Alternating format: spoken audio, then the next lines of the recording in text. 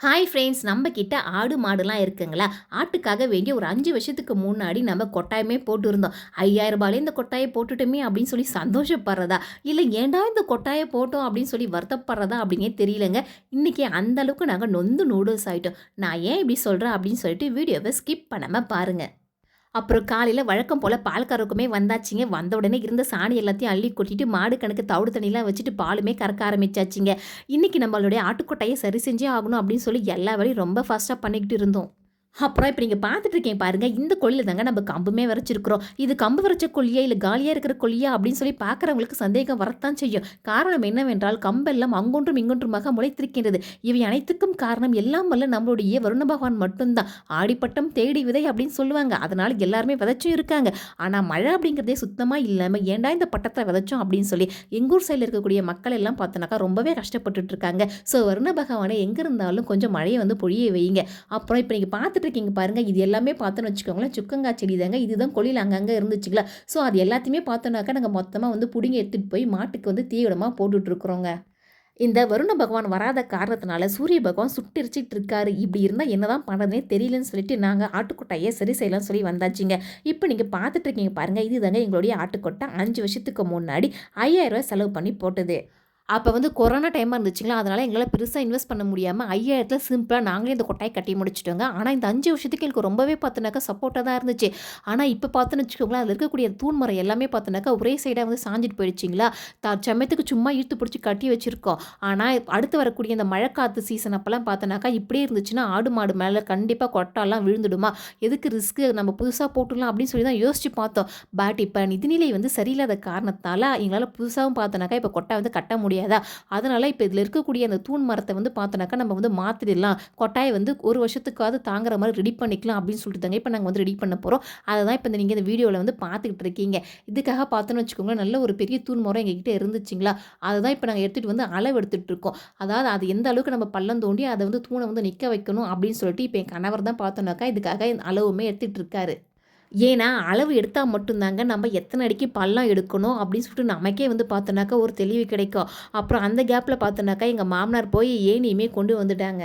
இந்த மாரி மெஷர்மென்ட் பண்றதுக்கு நம்ம வந்து டேப் எடுத்துட்டு வந்தா இன்னுமே நமக்கு ரொம்ப ஈஸியா இருந்திருக்குங்க. ஆனா டேப்ப வந்து மறந்து வீட்லயே வச்சுட்டு வந்துட்டோமா, அதனால தாங்க இப்ப வந்து நாங்க இந்த மாரி கயிற வந்து கட்டி நம்ம வந்து அளவுமே எடுத்துட்டு இருக்கோம். எடுத்த அளவ வந்து பார்த்தோன்னாக்கா, மேல இருக்கக்கூடிய அந்த தூண்ல புடிச்சு நம்ம எடுத்தோம் பாருங்க பள்ளம், அந்த பள்ளத்துல வந்து விட்டு அளவு கரெக்ட்டா இருக்கா அப்படின்னு சொல்லி பார்த்துட்டு இருக்கோங்க. பாத்தத்துல வந்து பார்த்தோன்னாக்கா, இன்னும் கொஞ்சம் பள்ளம் எடுத்தா கரெக்ட்டா இருக்கும் அப்படின்னு சொன்னாங்களா, அதனால பார்த்தோன்னாக்கா இப்ப வந்து இன்னும் கொஞ்சம் பள்ளமே எடுக்க ஆரம்பிச்சாச்சு. நாங்க வேற ஆட்டு கொட்டாக்குள்ள வந்து இந்த மாரி பள்ளம்லாம் எடுத்துட்டு இருக்கவே, ஆடுகளுக்கு எப்படி இருந்துச்சுன்னே தெரியலங்க. ஒரே கயா முயா அப்படின்னு சொல்லிட்டு ஒரே சவுண்டா தாங்க இருந்துச்சு. அப்புறம் நம்ம எடுத்துட்டு வந்திருக்கக்கூடிய அந்த தூண்ல வந்து பார்த்தோன்னு வச்சுக்கோங்களேன், சாக்க உள்ள விட்டு இந்த மாரி நூல போட்டு கட்டிட்டு, அதுக்கப்புறம் வந்து பார்த்தோன்னாக்கா, நம்ம மண்ணுக்குள்ள வந்து இறக்கணும்னு வச்சுக்கோங்களேன், கொஞ்ச நாள் ஆண்டு வரும் அப்படின்னு சொல்லுவாங்க. ஏன்னா மரம்லாம் பார்த்தோன்னு வச்சுக்கோங்களேன், மழை தண்ணிலாம் பட்டுச்சு, மண்ணுக்குள்ள இருந்துச்சுன்னு வச்சுக்கோங்களேன், சீக்கிரம் செரிச்சு வந்து பார்த்தோன்னாக்கா, உளுத்து கொட்டிக்கும் அப்படின்னு சொல்லுவாங்க. அதனால தான் பார்த்தோன்னு வச்சுக்கோங்களேன், இந்த மாரி சாக்குமே போட்டு நாங்க இப்ப கட்டியுமே வச்சிருக்கிறோம். பள்ளம் வந்து பார்த்தோன்னாக்கா கரெக்ட்டா எடுத்தாச்சு. இப்ப வந்து பார்த்தோன்னாக்கா, இந்த தூண வந்து மேல தூக்கி நிறுத்தணும். ஆனா, என் கணவரால சுத்தமா முடியலங்க. ஏன்னா, இந்த மரம் வந்து பார்த்தோன்னாக்கா, அவ்ளோ வெயிட்டா இருந்துச்சு. அவங்களால தூக்கவே முடியல. ரொம்பவே பார்த்தோன்னாக்கா கஷ்டப்பட்டுட்டாங்க. அப்புறம் எங்க மாமனாரும் வந்து 2 பேருமா சேர்த்து ரொம்பவே கஷ்டப்பட்டு தூக்கி நிறுத்த பார்த்தாங்க. மண்ணுக்குள்ள வந்து பார்த்தோன்னாக்கா விட்டுட்டாங்க. ஆனா, மேல வந்து பார்த்தோன்னாக்கா, அந்த ஹைட் வந்து பார்த்தோன்னாக்கா, ரொம்ப வந்து மேல போய் நிக்காம நின்னுச்சு. மரத்த வந்து பார்த்தோன்னாக்கா, கொஞ்சம் வெட்டணும். அப்படி இல்லன்னாக்கா, பள்ளம் வந்து பார்த்தோன்னாக்கா, இன்னும் கொஞ்சம் எடுக்கணும். அப்படின்ற ஒரு ஆப்ஷனுக்கு வந்து இப்ப வந்தாச்சுங்க. அப்புறமா உள்ள விட்ட மரத்தையுமே வந்து பார்த்தோன்னாக்கா, இப்ப வெளிய எடுத்துட்டு, மரத்த வந்து பார்த்தோன்னாக்கா, கொஞ்சம் வெட்டிடலாம் அப்படின்னு சொல்லி இப்ப முடிவு பண்ணி, கட்டின சாக்குமே பார்த்தோன்னாக்கா, அவுத்து முடிச்சாச்சுங்க. அதுக்குள்ள பார்த்தோன்னாக்கா, பக்கத்துல இருக்கக்கூடிய ஆடு வந்து என்னோடைய ஷாலெல்லாம் பார்த்தோன்னாக்கா, மேயவே ஆரம்பிச்சிடுச்சு. எப்பதாங்க யோசிச்சோம், ச்சே பேசாம நம்ம வந்து ஒரே அடியா வந்து பார்த்தோன்னாக்கா, நல்ல ஒரு கொட்டா போட்டுருக்கலாமோ, இந்த மாரி நம்ம ஏன் அடிக்கடி கஷ்டப்படணும் அப்படின்னு சொல்லி கொஞ்சம் ஃபீல் பண்ணவுமே ஆரம்பிச்சுட்டோங்க. அப்புறம் எங்க மாமனார் வந்து பார்த்தோன்னாக்கா, பிகேசி எடுத்துட்டு வந்து அந்த மரத்த வந்து பார்த்தோன்னாக்கா, கரெக்டான அளவு வச்சு பொளக்கவுமே ஆரம்பிச்சுட்டாருங்க. உங்களுக்கு பார்க்குறப்பவே தெரியும் பாருங்க. ரொம்ப கஷ்டமா இருந்துச்சுங்க. வெயில் வேற அதிகமா இருந்துச்சுங்களா, இந்த ஆடுங்க வேற சுயா முயா அப்படின்னு சொல்லி கத்துறதுல தலைவலியே வந்துடுச்சு. என்ன பண்ணுறதுன்னே தெரியல.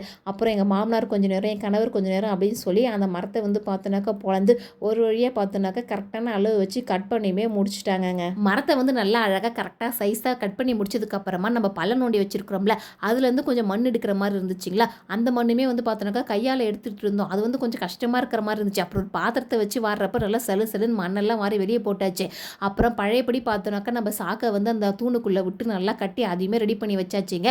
இப்போ வந்து பார்த்தோன்னு வச்சுக்கோங்களேன், கொஞ்சம் கொஞ்சமாக அந்த மரத்தை வந்து தள்ளி எடுத்துகிட்டு போயிட்டு அந்த பள்ளத்துக்குள்ளே வச்சு நம்ம நிற்க வைக்கணும். ஆனால் அதுக்குள்ளே ரொம்ப கஷ்டப்பட்டுட்டாங்கங்க எங்கள் மாமனாரும் என் கணவரும். அந்த மரத்தை வந்து பார்த்தோன்னாக்கா அவங்களால சுத்தமாக தூக்கவே முடியல, அவ்வளோ ஒரு வெயிட்டாக இருந்துச்சு.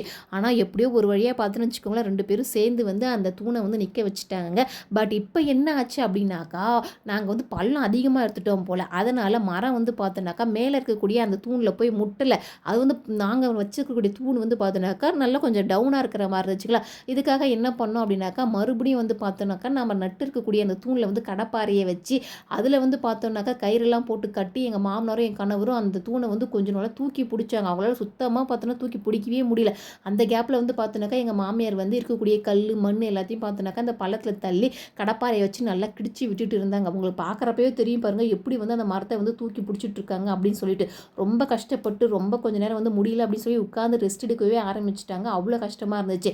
ஒரு வழியாக பார்த்தோன்னு வச்சுக்கோங்களேன், இந்த மாதிரி எல்லாமே செஞ்சு அழகாக நாங்கள் வந்து அந்த தூணை வந்து கரெக்டாக போய் மேலே வச்சு நிற்க வச்சாச்சுங்க. உங்களுக்கு பார்க்குறப்ப தெரியும் பாருங்கள், அவ்வளோ ஒரு வெயிட்டு, சுத்தமாக முடியல அவங்க 2 பேராலுமே. இந்த புது தூணை ஒரு வழியாக எப்படியோ கஷ்டப்பட்டு நட்டு முடிச்சுட்டாங்கங்க. அப்புறம் பழைய தூண் ஒன்று சாஞ்சு போயிருக்கு பாருங்கள், அதை வந்து பார்த்தோன்னாக்கா இப்போ நம்ம வெளியே நோண்டி எடுத்துகிட்டு போய் ஆகணும். அப்படி இல்லைன்னு வச்சுக்கோங்களேன், கொட்டா வந்து பார்த்தோன்னா கண்டிப்பாக சாஞ்சிடும் அப்படின்னு சொல்லிட்டாங்களா.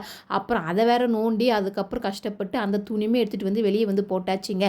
இந்த மரத்தை வந்து பார்க்குறோன்றப்ப பார்த்தோன்னு வச்சுக்கோங்களேன், கீழே வந்து அப்படியே செரிச்சு போயிருக்குங்க. மரம் இருந்த இடமே தெரியல, ஃபுல்லாக வந்து பார்த்தோன்னாக்கா வெறும் மண்ணாக தான் இருந்துச்சு. அப்புறம் அந்த இடத்துல வந்து பார்த்தோன்னாக்கா இருக்கக்கூடிய அந்த கல் மண் எல்லாத்தையும் போட்டு அதையுமே பார்த்தோன்னா ஃபுல்லாக கிடிச்சி முடிச்சுட்டு, அப்புறம் மேலே வந்து பார்த்தோன்னாக்கா உங்களுக்கு பார்க்குறப்பவே தெரியும் பாருங்கள், சின்னதாக ஒரு ஆப்புன்னு சொல்லுவாங்கள்ல அந்த மாதிரி வச்சு அதையுமே வந்து பார்த்தோன்னாக்கா நல்லா டைட் பண்ணி கயிறெல்லாம் போட்டு நல்லா ஸ்ட்ராங்காக வந்து பார்த்தோன்னாக்கா கட்டியுமே முடிச்சாச்சுங்க. எப்படியும் அடுத்த ஒரு வருஷத்துக்கு எங்களுடைய ஆட்டுக்கொட்டாய்க்கு எதுவும் ஆகாத மாதிரி இப்போதைக்கு சரி செஞ்சாச்சுங்க. பட் சீக்கிரம் எங்களுடைய நிதி நிலைமையை சரி செஞ்சுக்கிட்டு நாங்கள் புதுசாக ஒரு கொட்டை கட்டியே ஆகணும் அப்படின்னு சொல்லிட்டு ரொம்பவே வந்து உறுதியாக இருக்கிறவங்க. எல்லாரும் வேலை செஞ்சதில் ரொம்பவே பார்த்தோன்னாக்கா எக்ஸ்ட்ரீம் டயர்ட் ஆகிட்டாங்களா. சரி கொஞ்சம் இளநீ வெட்டி குடித்தா தெம்பாக இருக்கும் அப்படின்னு சொல்லிட்டு இளநீ குடிக்க வந்தாச்சுங்க.